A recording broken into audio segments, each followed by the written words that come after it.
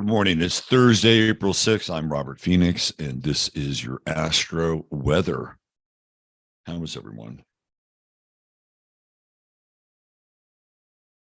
Did you manage to get a good night's sleep last night? How were your dreams? And more importantly, how is your waking dream? And do you feel like you've suddenly woken up into a nightmare that you can't get out of?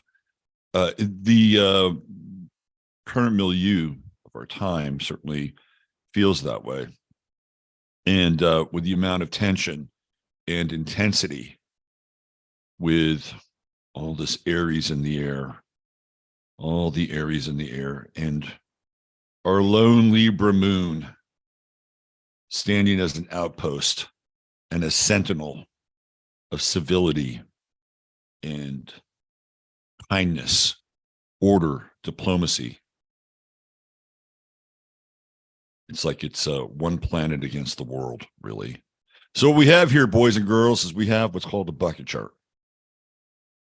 Today is a classic bucket chart. We start with Pluto, go down to Mars, all the contents in the middle, and right here is the focal point of the bucket chart, the moon in Libra.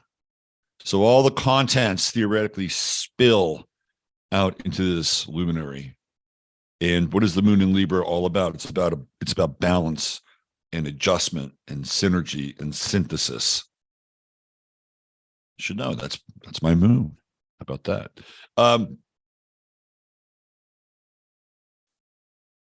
I would say today is heroic. The energies are heroic because what's being called upon you and how you answer the bell, how you move into this day will take a great deal of restraint, a great deal of what I would call social and emotional acumen. You know, we have a great responsibility in our lives, whether we know it or not. We have a great responsibility, more so than we can understand at times. You know, we may think that our lives are insignificant or that in this morass of meaninglessness, the rising tide of nihilism that seems to be almost like a scene from a Batman film, right? Where Christopher Nolan creates this version of Gotham City that is collapsing, the moral decay and the weight, the hollowing out from within. And you're called upon to exhibit and express grace under pressure, grace under fire. This is how we understand who we are in the most difficult of our times. How do we respond? And response is a very important element to the moon in Libra. Not react, but respond. How do we respond to the ever-increasing external pressures in our lives? The rising tide of conflict. Everywhere you turn, it's gone from right versus left, black versus white. Now it's straight against whatever assignation and human mutation begins to emerge. And it's only going to get more extreme with Pluto and Aquarius. I'm going to be talking a lot about Pluto and Aquarius on Sunday night show. And I'm going to get into this idea of extreme expressions of group mind and group identity. One of the things that I had a real insight into with Pluto and Aquarius is the stand. As we, because Pluto is black and white, right? There's no gray area with Pluto. There's no gray area. So there's going to be a team that is going to be on one side, and there's going to be a team that's going to be on another side. And this is kind of how this thing is going to boil down. And it's not the team. It's not Team Red, or it's not Team Trump, or it's not Team MAGA, or it's not Team Obama, or it's not Team Schwab. although some of those things will enter into it. No, this has a very, very different kind of moral calculator, or a different kind of moral calculus. And as I've said before, you'll find yourself engaged in the daily struggle for good versus evil, because that's really what it's coming down to. And you'll find yourself with people that you may not have thought you would ever have a relationship with. And this is going to be the common denominator for the times ahead. I'll get more into it on Sunday night. But today, we're here to talk about the moon in Libra and the balancing act. It's a very intense balancing act. I mean, look at this. This is all the seething rage and intensity. It's lined up over here. The army. This is the army of Sauron. Now, there's some good in Aries. Don't get me wrong. There's some good in Aries. Aries is motivational. Aries shows us what it's like to be unapologetic in areas of our lives where we don't have to apologize to people. That's what Aries does. The moon in Libra never met an apology it didn't like in some ways, especially if it advanced a social cause or a personal cause in that regard. You know, we live in a world where we need civility. We don't have civility if we don't have some degree of rules of daily order. What happens? We collapse. We collapse under the weight of intense self-interest and everybody wanting to get a piece of whatever they're believing they're entitled to, and in a way that is strident and aggressive and wanting to act. And you know, this is another part of our story. We've been bottled up for 3 years with intense levels of frustration, intense levels of, to some degree, even what I would call impotence. And people have this need to act, this desire to direct their energy in a way that can reset the course of their lives. But it's difficult. It's very difficult, because to do that, you have to go through the Aries gate, and you'll piss people off. You'll piss people off. And sometimes that's okay. Sometimes it's okay if other people have a problem with what you do. Sometimes it's okay. The moon in Libra brings us some circumspect, and we sit before the gates of action, right? We weigh out what the potential consequences are of what we're about to engage in. There's a lot of responsibility here with the moon in Libra. Doesn't always feel good, especially in this alignment. It'd be different if we had maybe the sun in Aries, maybe Mercury in Aries. But with Chiron, the sun, Jupiter, we'll throw Eris in there, Vesta. And the moon in Libra comes in and plays a heavy role. It's almost like the parent in some ways. I mean, we vacillate between action and inaction. We vacillate between reacting and responding. And as we have the Pluto, we're in this zone now where the moon is in third decan. So the moon is in the Gemini decan. It's very important today for you to be able to split off a little bit without becoming completely partitioned and altered. Split off a little bit and view your emotional content and how you're going to engage in the world from another perspective. Today's a day where we bring the witness in, and we witness. We step back and go, oh, well, that's interesting. Why are you doing that? Why are you going down this path? Is this the path you want to go down? What are the ramifications? This is the balancing act of Libra. And as we move closer, and we'll get there this weekend with the moon in Scorpio starting tomorrow and going through Saturday, and tomorrow squaring off against Pluto. We're hitting a Friday. We're hitting a Friday with a moon Pluto square. And it is going to be, if I am not mistaken, the first, well, it's the second moon Pluto square, because I think we had the moon in Taurus, didn't we? The second moon Pluto square of the first ingress into Pluto and Aquarius. So when we get these initial squares, and we'll get a conjunction too, you know, Pluto's going to retrograde out at the end of May. But we'll get a Moon Pluto conjunction. That'll happen next week. It'll be the first Moon Pluto conjunction, if I'm not mistaken, with the first ingress into Aquarius. That'll be a very interesting initial engagement with the moon. Today it's a balancing act. You know, we've got the intensity of obsession and possession headed our way. We stand precariously at the gates of a threshold, and we have tests coming. The tests are coming. They come in the form of how you feel about your emotions. Are you your emotions? We're going to find out. We're going to find out pretty quickly. As soon as this moon moves into Scorpio, starts to connect with that south node and moves into square with Pluto, look out. And we're going to have some oppositions coming up along the way. The emotional energy this weekend is very intense. Very, very. And I think there's going to be a sense that people are fighting for their emotional life.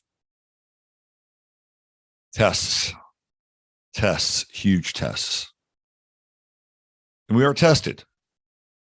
We are tested. If we pass the test, what happens? We get to move on. We have greater awareness. And I think we all have an understanding of when we're being tested, or certainly in the rear view mirror of our lives, we look back and there was a time where it felt like there was a certain thing that we had to make a decision on, or we had to have a course of action that would be somehow resonant and commensurate with what could be the right thing to do. And in some cases, we can look back in those times and honestly, we can say, I failed that test. But guess what? Life moves on and there are other opportunities. And when we get into this Moon Pluto square coming up, it's a big clearinghouse. It's a big clearinghouse. And you get to release a lot of stuff. There's a lot of potential, but it's not easy. It's not one of those Neptunian releases like, oh, you know, it's like Calgon, take me away, right? In this case, God being Calgon. No, it's not like that. It's one of the tests that goes something like this.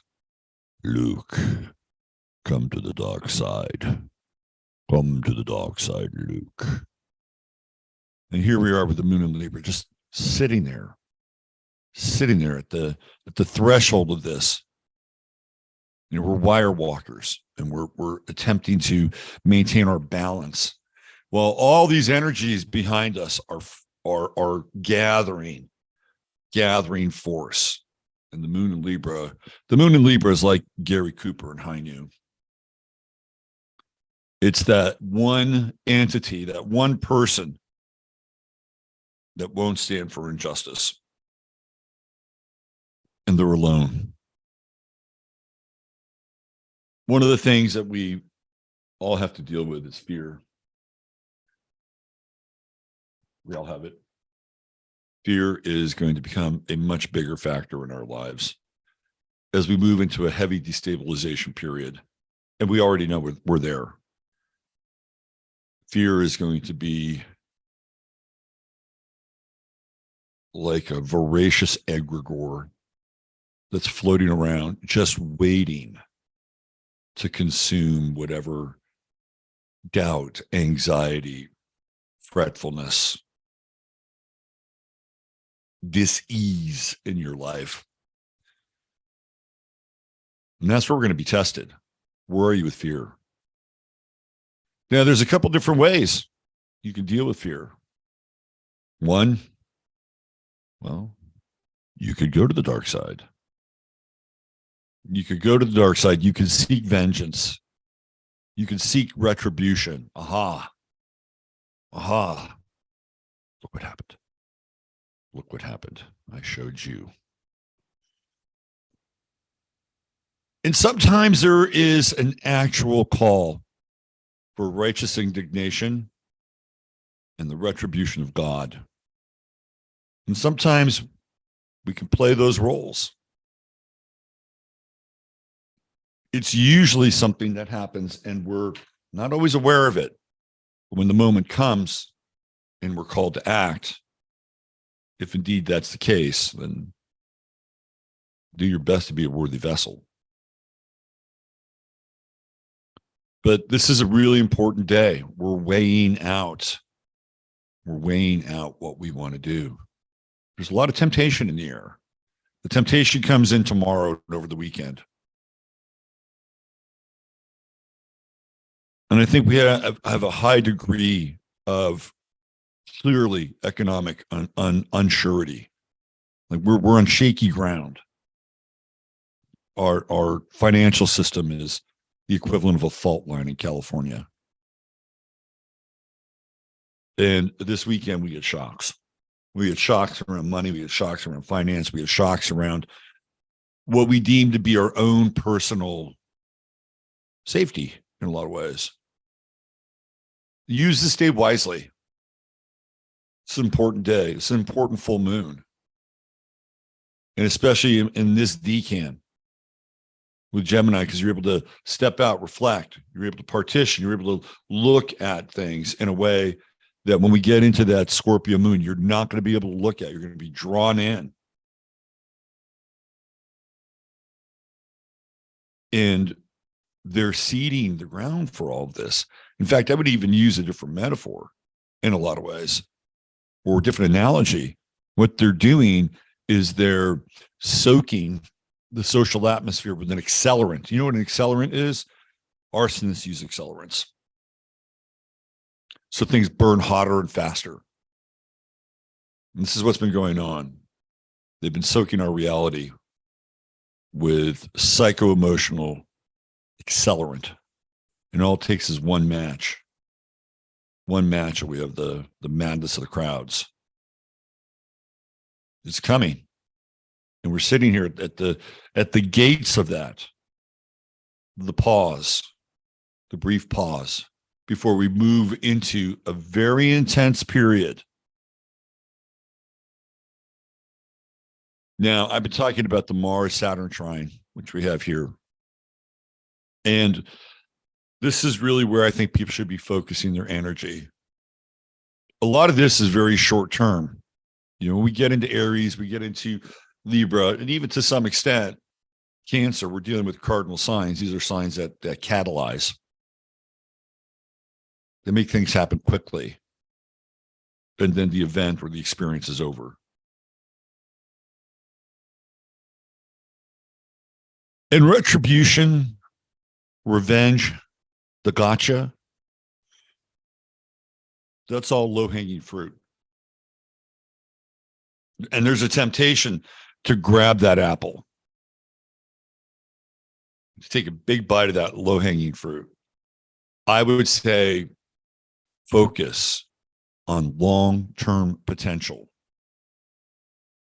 Long-term potential. And it's hard to wrap your head around that because we live in a world where everything is not long-term. It's day to fucking day. People live day to day. People are living on their credit cards. People look out into the event horizon. What do they see? In a lot of cases, nothing. And in the midst of all that, the long-term potential and acting in accordance with that, I think, is really important. So just keep that in mind and watch your emotions. Watch how you're being baited, sucked in. And are you going to add to that? Are you going to add to the bioplasma of the egregores? We're just floating around, waiting to stick a cocktail straw on you. This is where we are. So choose your emotional engagement wisely, especially when we get into tomorrow and over the weekend. And here we sit at the gates of civility and balance and wondering how we're going to deal with all of this behind us, all this pressure, all this force, all this intensity. It's a lot to bear, especially if you're somebody who's aware. if you're aware and you understand the ramifications of your actions, and really that's what this is all about, is self-awareness and understanding the ramifications. There are major ramifications for our actions, and don't ever forget that. There might be minor occurrences or minor experiences that you have with people, but never underestimate the impact that you might have in a moment. Those things are very real. Very, very real. And if you're really self-aware, you'll understand that. Now, that doesn't mean that you always have to hold back or practice some degree of restraint. There is a time and a place where you have to do what you have to do.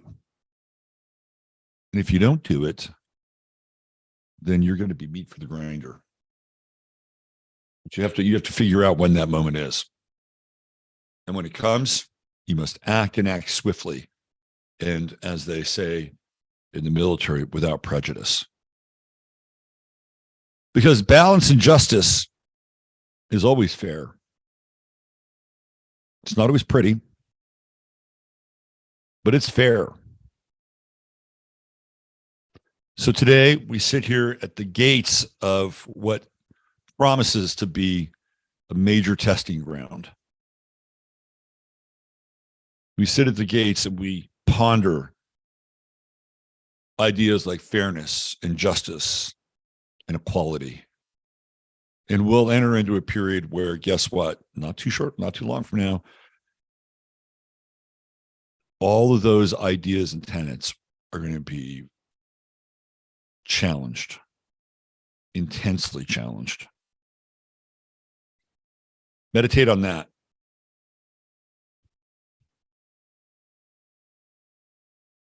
Got a real interesting star of the day.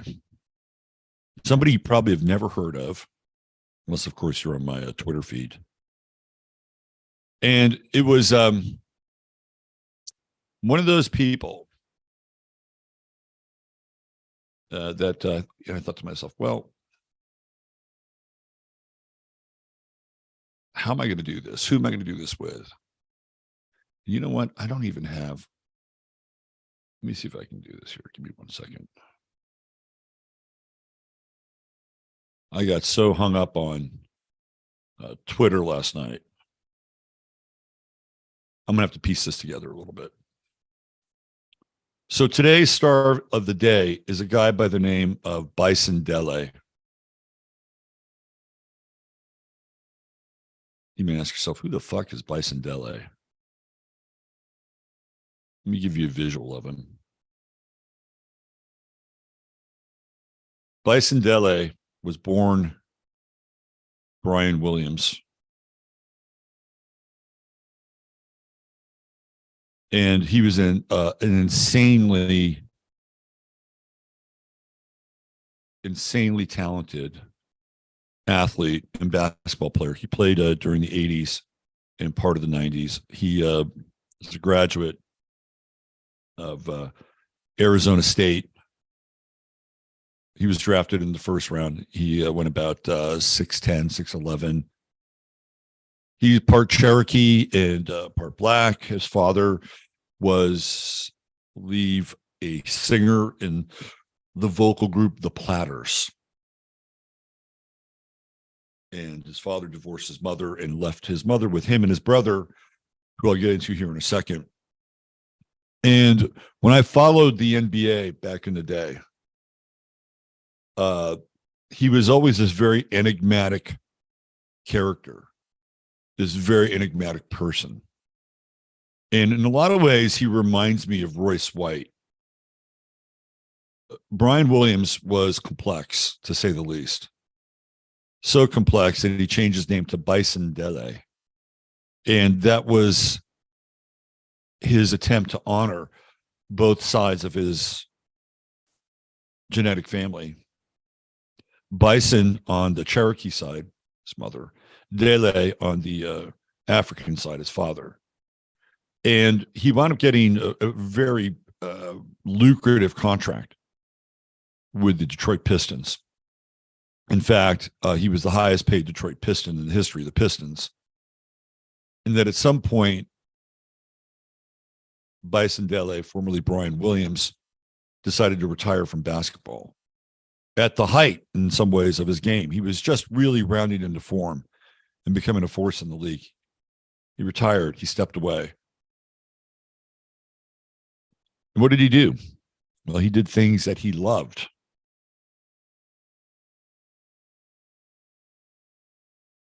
He got his pilot's license. He bought a catamaran and learned how to sail.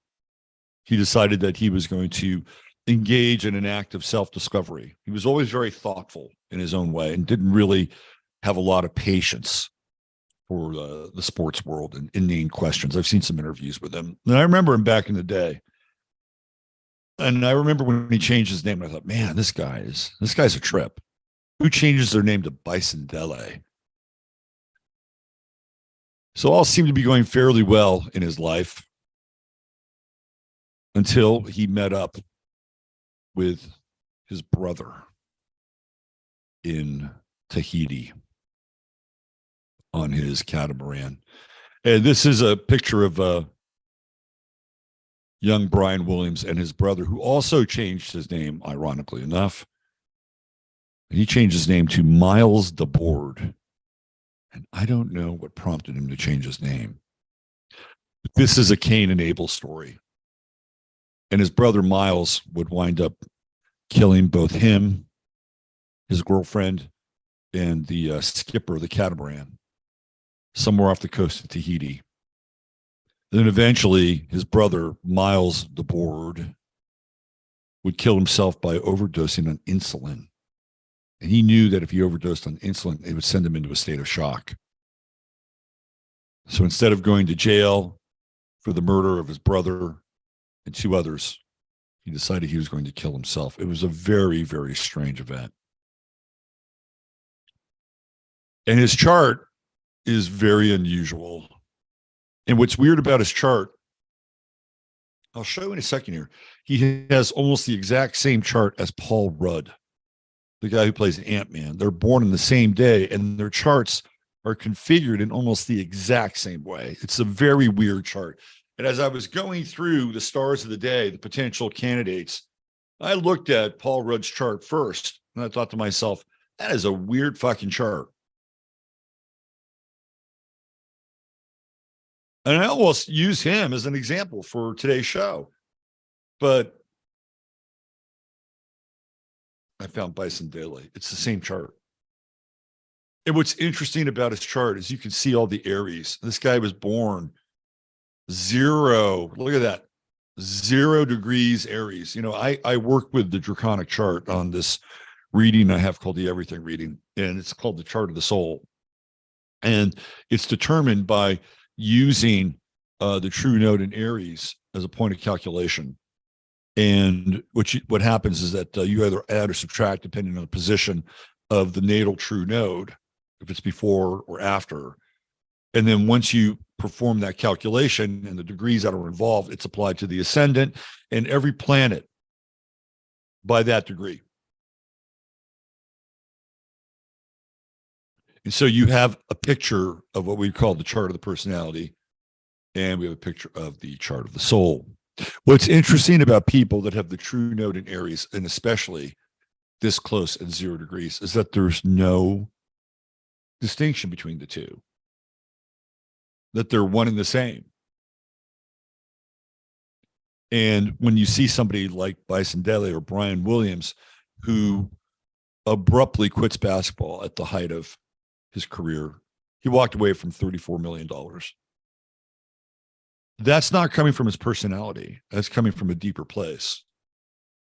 And the challenge with somebody who has the true node at 0 Aries is to understand this and to live their lives accordingly, unflinchingly, that their actions are not the actions that are germinating from the soul, or germinating from the personality, rather, but from the soul. They're not indistinct.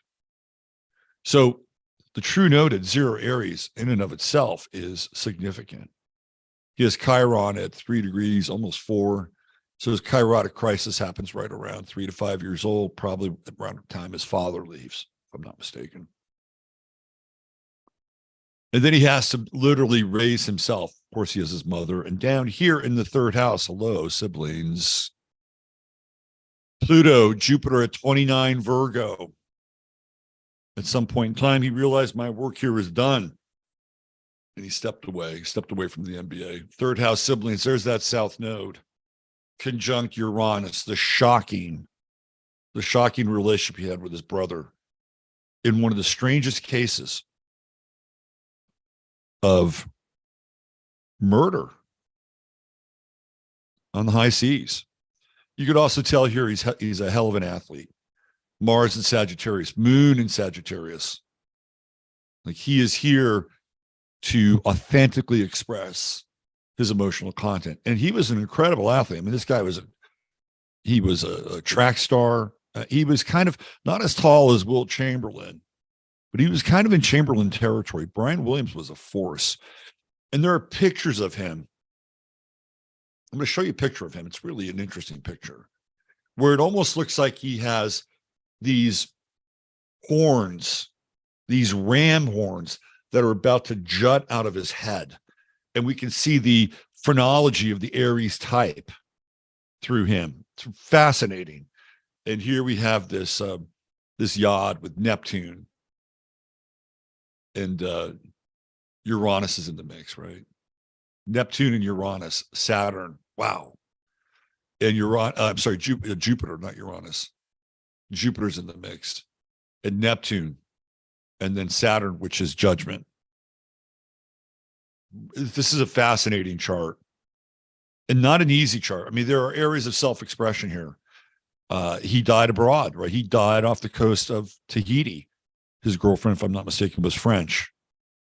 Heavy ninth house influence. Eris conjunct Mercury.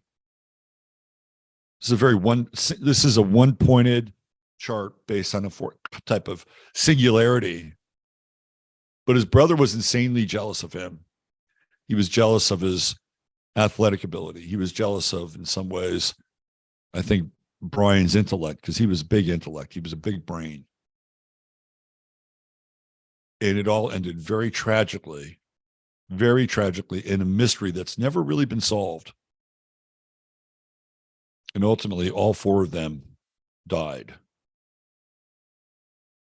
You know, we look at people like Ayrton Senna, whose lives are like incendiary flashes across the sky of our lives.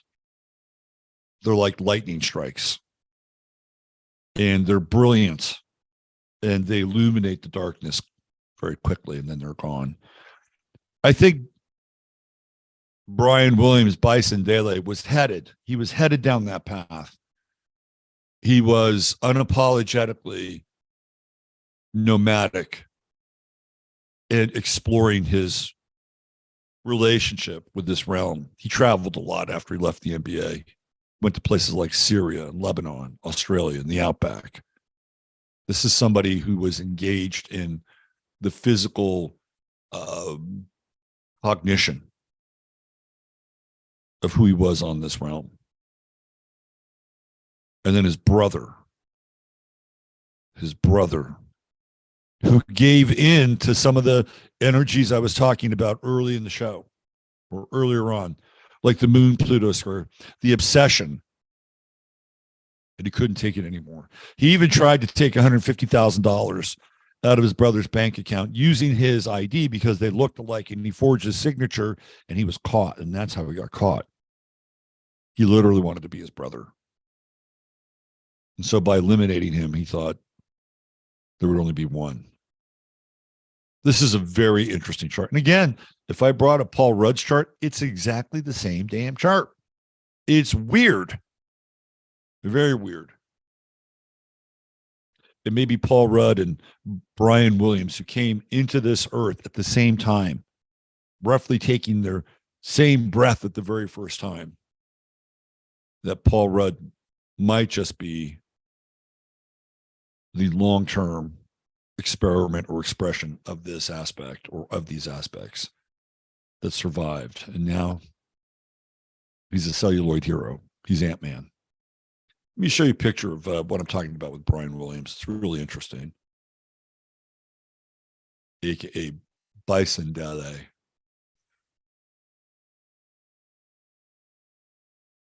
Let me show you the what I'm talking about with the horns. You could really see it in the phrenology of the Aries type. Oh yeah, there's one picture here that really stands out.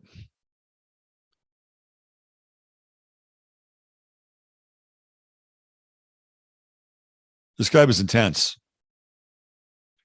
very intense. And there's this theory that he made enough money from basketball so he could just walk away and live his life. I don't have a problem with that. I don't have a problem with that. He said, I put in my time, I got what I needed to do, and I've moved on. And he went from being this pudgy kid. Let me show you another picture. I know we're going a little bit long today, but I just find this really fascinating. So you can see there's his chart, right? There's an image of his chart. There's him and his brother. This is his brother, Miles, who would ultimately wind up killing Brian. This is Brian, who was a pudgy kid, but he lost a lot of weight. And he really came into the athletic potential. That's his father, who used to sing for the Platters. That's the woman he was in relationship with, also murdered at sea. He was a member of the championship Chicago Bulls. He's a very interesting character. I really want to find this picture that just absolutely displays the phrenology of the type. I mean, you can just see the horns beginning to jut out in his head a little bit. Let's see what we got here.